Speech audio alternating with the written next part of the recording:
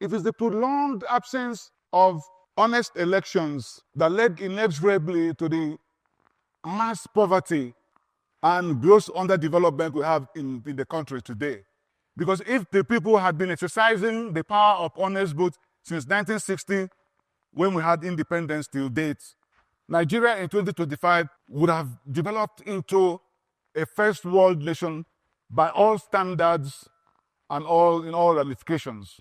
The problem we have is that since independence, almost 90 to 95% of the elections have been outright stolen or rigged or perverted or thwarted or nullified. And that means that Nigerians have never really voluntarily chosen their leaders. Neither have Nigerians ever been governed with their consent. Absence of honest elections makes our democracy a fake democracy. In Nigeria, the simple and painful reason why elections have been rigged all the time is that those people who have been vested with the power of appointing the electoral officers have by themselves been contestants, either by themselves or their political parties or their preferred candidates, that in the same elections in which they appointed those who are conducting the elections. Although it is very, very important to make bimodal voter accreditation system and electronic transmission of results via IREV all legally mandatory in the conduct of our elections in Nigeria. But I'm sorry to disappoint you that BVAS and IREV cannot solve the problem of electoral rigging in Nigeria without the neutrality and impartiality of the electoral bodies. All those who direct, plan, superintend election rigging in Nigeria are the top leadership of the electoral bodies, who working with the politicians, work aggressively to skew the elections in favor of the persons and the political parties under whose auspices they were appointed, and that they can even manufacture logistical problems, infrastructural and logistical problems, particularly internet connectivity and power supply disruptions, and then turn around and take benefit of those failures. That they can manipulate the back-end data. They can do that.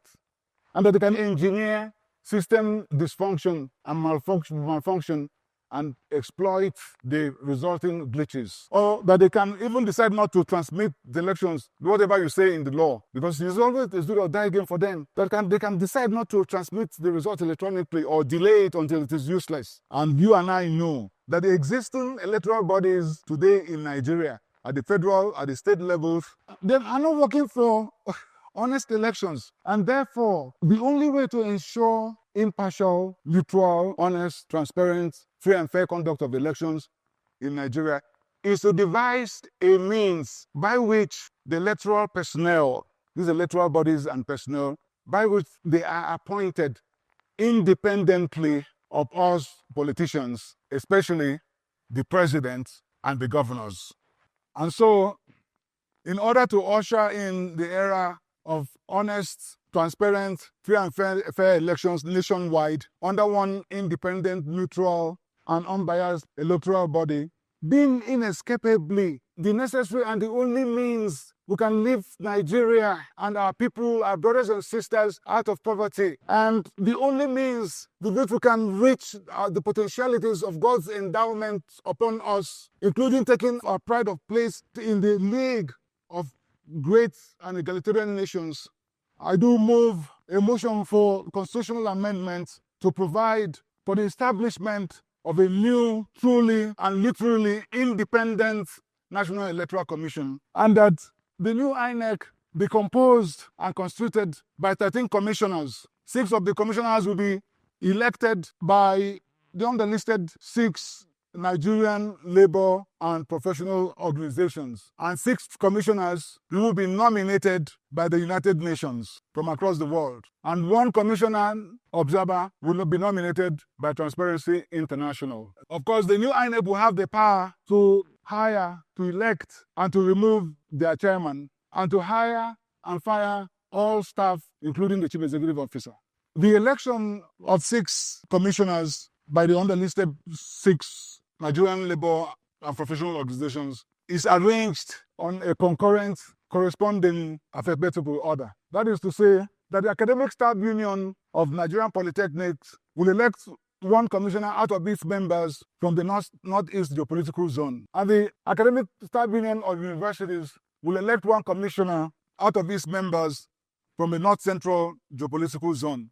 That the Institute of Chartered Accountants will elect one commissioner out of its members from the Northwest geopolitical zone. That the Nigeria Bar Association will elect one commissioner out of its members from the Southeast geopolitical zone. That the Nigerian Medical Association will elect one commissioner out of its members from the Southwest geopolitical zone. That the Nigerian Union of Journalists will elect one commissioner out of its members from the South-South geopolitical zone. Politicians and those who have held political offices will not be qualified to be elected to serve in the new INEC.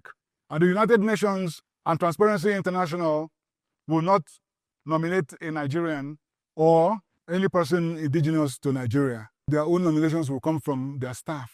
And it will be the responsibility of the president at the appropriate time to receive and collect the names and curriculum vitae of the nominees and nominees-elect for transmission to the National Assembly for confirmation. No commissioner-elect or nominated may be rejected except with the concurrent resolutions of the National Assembly, the Senate, and the House of Representatives, by resolutions supported by at least two-thirds majorities of the Senate, all senators, and two-thirds majorities of all honorable members of House of Representatives, and all voting in person in a secret ballot televised in real time.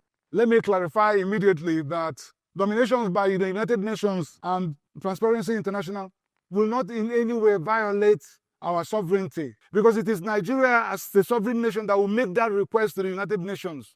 It's Nigeria as a sovereign nation will make that request to the Transparency International. And United Nations and Transparency International would gladly accede to our request, because like all other development institutions and people of goodwill around the world, they rightly regard stealing of elections and rigging of elections as the worst and most destructive corrupt practice. And just the other day, the president of Honduras, Xiomara Castro, dispatched a letter to the United Nations pleading with the United Nations to come to the country to establish, man and run an international commission against corruption and impunity. And they've already signed the agreement. They are now in the implementation phase. So they'll gladly make these nominations.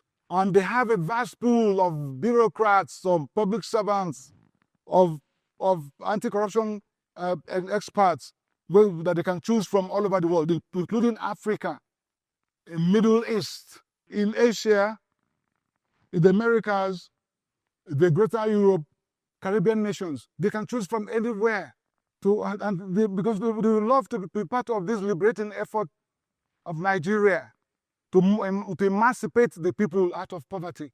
I've taken the liberty of preparing the draft bill for the amendment of the Constitution to provide for the establishment of the new INEC. And I'll be making that public, after which it will be submitted to the National Assembly for consideration. So in conclusion, I will urge all of us to remember always that a supermajority of our people, our brothers and sisters, have for far too long been hijacked, kidnapped, and they're buffeted with hunger, disease, illiteracy, squalor and slum dwelling, unemployment and insecurity, all because of misgovernance, principally made possible by stolen elections and rigging of elections and governing without the consent of the people. And so I will ask that all of us should stand up, or everybody in the country should stand up, so we join our hands with our sweat in shooting down these maladies with the strongest arrow in our archery, and with that golden bullet of ours, namely honest elections. And then shall we march triumphantly into the outstretched hands of prosperity and prosperity. God bless Nigeria.